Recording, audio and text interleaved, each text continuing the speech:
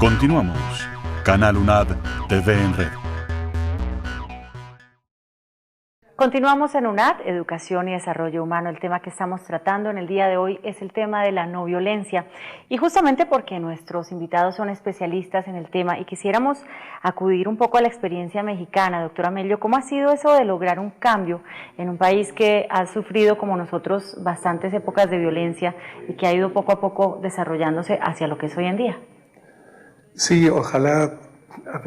Ha sufrido, está en pleno apogeo la espiral de violencia en México, nuevamente, mucho sí, por una decisión oficial de un combate armado al tema narcotráfico que ha militarizado todas las instancias del país, que ha creado una imagen permanente de chivo expiatorio, de polarización social, de muerte en todos los noticieros, las formas de lograr aterrorizar a la población, ¿no? Entonces es muy importante romper esa lógica de la espiral de violencia y de la guerra porque, como dicen muchos periodistas, escritores y grupos sociales, nadie ha autorizado al gobierno a instalar una guerra en la sociedad ni a seguir avanzando en esa línea. Queremos otro tipo de cultura y desarrollo, pero por suerte también frente a toda esa expansión neoliberal, capitalista y transnacionales con recursos naturales muy importantes, sobre todo agua, energía y petróleo,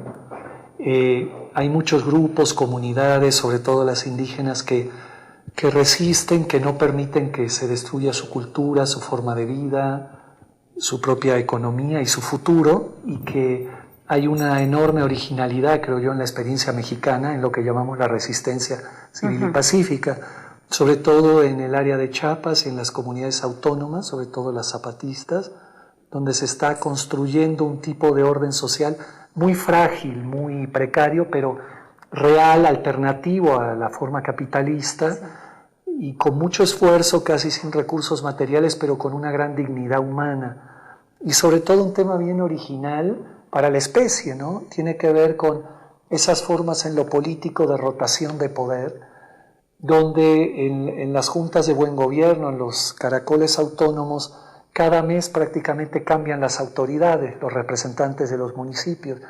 Entonces, permanentemente la gente rota en el poder y puede haber desde chicos de 16, 17 años hasta ancianos de 70, en esa experiencia de hacerse cargo con su propio cuerpo de su realidad, ¿no?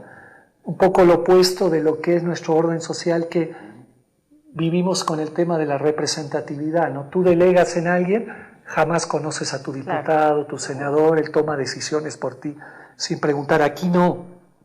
La autoridad no reemplaza al ciudadano, en este caso al indígena, sino que el propio indígena se hace cargo de sus decisiones y del manejo de poder. Y se rota cada mes, o sea, nadie se enquista, no se presta para corrupción y abusos, se decide todo en asambleas comunitarias, y todo el mundo pasa por una experiencia de gobierno, que es muy sano e importante, ¿no? Tuve oportunidad de conocer un poco justamente ese tratamiento con los indígenas y me pareció muy interesante algo que es dentro de Chiapas justamente, que dice el gobernador que es gobernar obedeciendo, que es justamente la cultura de siempre consultar a la comunidad, y quizá eso es lo que ha permitido esa no violencia a pesar de que inició siendo muy violento. Mandar obedeciendo. Mandar obedeciendo, gobernar obedeciendo. Yo quisiera, doctor Elizalde, que pasáramos ahora a Chile. ¿Cómo ha sido esa experiencia, esa ruta para ir construyendo esa presencia de la no violencia? Bueno, fue una ruta larga, ha sido una ruta larga y con obviamente avance y retroceso.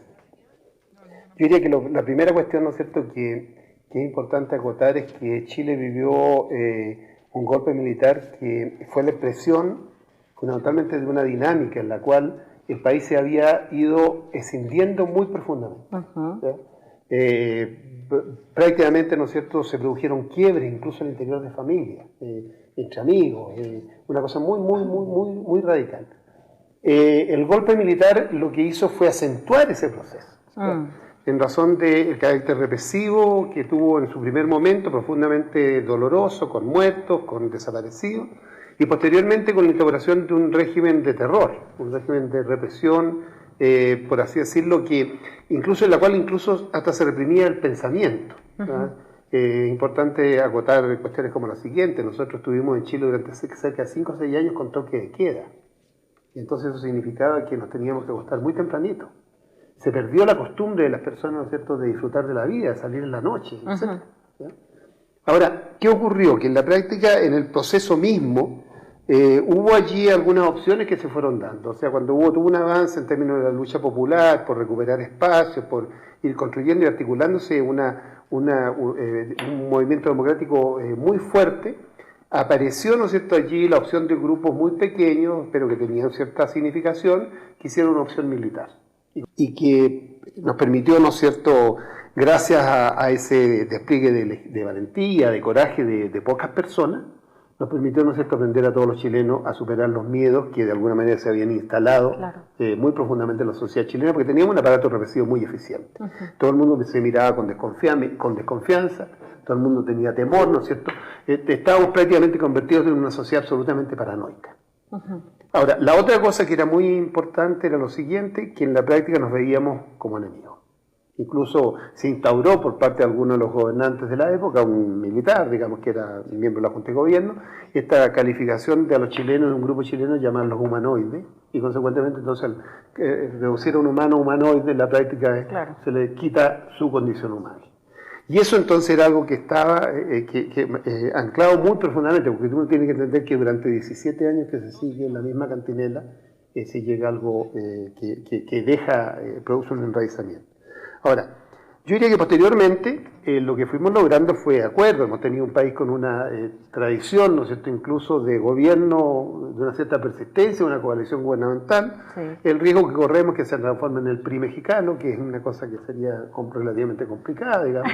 ¿Ya? Pero ahora, lo importante es lo siguiente. Yo creo, sin embargo, que en este momento están comenzando a aflorar nuevamente en la sociedad chilena ciertos síntomas peligrosos. Y que dicen relación con hechos como lo siguiente. Lo que yo creo que se evidencia, especialmente en determinados sectores de la población, especialmente la gente joven, pobre, es una ausencia de proyectos de futuro.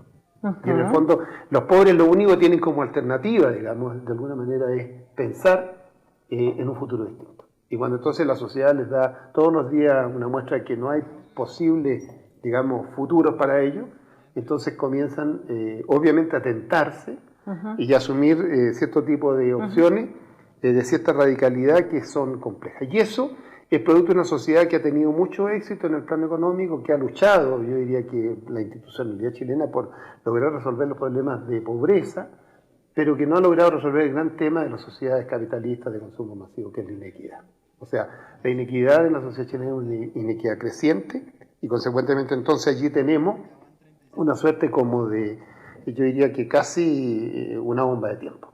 Sí. Si no logramos resolver los temas de la equidad, yo creo que en definitiva, ¿no es cierto?, es muy posible que nuevamente nos embarquemos en un escenario parecido al que vivimos anteriormente. Bueno, sin lugar a dudas es como retomar eso de hace muchos años que usted mencionaba de autolimitarse, y es buscar cómo lograr nuevamente esa equidad. Vamos a unos mensajes institucionales y ya regresamos. Ya regresamos con Canal UNAD TV en Red.